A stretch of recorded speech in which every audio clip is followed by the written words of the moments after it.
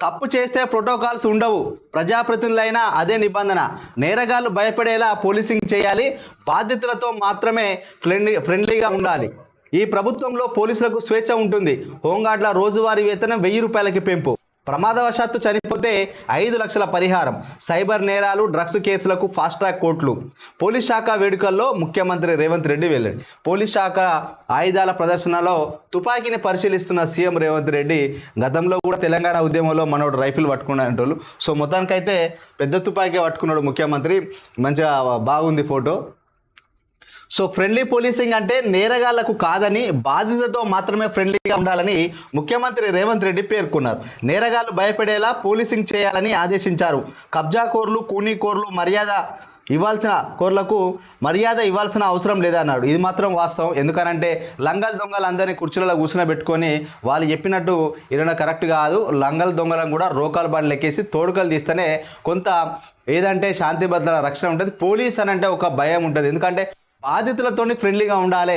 ఈ లంగలు దొంగలు తెల్ల చొక్కా వేసుకొని వైట్ అండ్ వైట్ గాళ్లకు పోలీసులు భయపడిన అవసరం లేదు. వాళ్ళకు మర్యాదలు చేయాల్సిన అవసరం లేదు.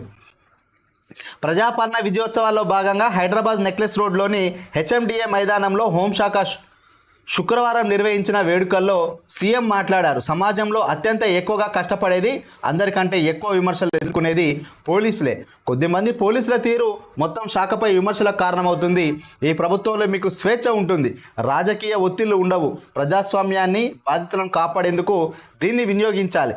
ఎవరైనా టానాకు వచ్చి డాబు దర్పం ప్రదర్శిస్తే కఠినంగా వ్యవహరించండి. అలాంటి వారిని ఉపేక్షించే మీరు చేతకాని వారనే సందేశం ఇచ్చినట్లు అవుతుంది. ఇంకా నేరగాళ్లకు ప్రోటోకాల్స్ పాటిస్తే మీరు ఉద్యోగాలు చేయలేరు. మేము ఎంత చేసినా మీరు వ్యవహరించే తీరుతోటే ప్రభుత్వానికి పేరు వస్తుంది. మీ సమస్యలు ఏమున్నా డిప్యూటీ సీఎం దృష్టికి తీసుకురండి, నేను మీకు అందుబాటులో ఉంటా.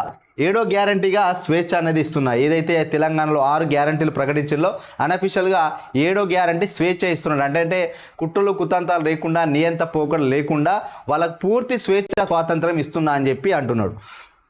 6 గ్యారంటీలతో పాటు 7వ గ్యారంటీగా రాష్ట్ర ప్రజలకు స్వేచ్ఛనిచ్చే పూచిమాది.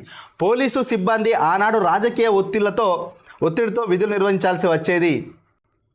ఇప్పుడు ఆ పరిస్థితి లేదంటున్నాడు. అదేవిధంగా హోంగార్డుల రైజింగ్ డే సందర్భంగా సీఎం రేవంత్ రెడ్డి బొనాంజా ప్రకటించారు. వారికి ప్రస్తుతం ఉన్న 921 రూపాయల రోజువారీ వేతనాన్ని అంటే ఒక 80 రూపాయల వరకు పెంచిండు, 79 రూపాయల వరకు పెంచిండు. 1000 రూపాయలు పర్ డే అట. హోంగార్డుల ప్రమాదవశాత్తు చనిపోతే గతంలో నష్టపరిహారం ఉండేది కాదు. ఇప్పుడు 5 లక్షల ఎక్స్గ్రేషియా ప్రకటించారు. వీక్లీ పెరేడ్ అలవెన్స్ 100 నుంచి 200 ప్రభుత్వ ఉద్యోగులకు ఉన్న రాజీవ్ ఆరోగ్యశ్రీ పథకాన్ని జనవరి 1 నుంచి హోంగార్డులకు వర్తింపజేస్తామని వెల్లడించారు. మొత్తానికైతే హోంగార్డులకు ముఖ్యమంత్రి రేవంత్ రెడ్డి వరాల జల్లు కురిపించుండు. అదేవిధంగా పోలీస్ శాఖ యొక్క పనితీరు పైన కూడా కొంత మాట్లాడడం జరిగింది. వాస్తవానికి లంగల దొంగలకు మర్యాద చేయకండి.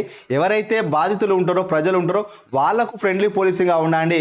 మీరు ఎంత చేసినా కూడా మీరు వ్యవహరించే తీరును బట్టే ప్రభుత్వానికి మంచి పేరు వస్తుంది, లేకంటే చెడ్డ పేరు వస్తుంది అని చెప్పి చెప్పడం జరిగింది. హోంగార్డుల సమస్యలు పరిష్కరించాలంటే ఏమైనా ఉంటే కూడా డిప్యూటీ సీఎంకి చెప్పమని చెప్పిండు.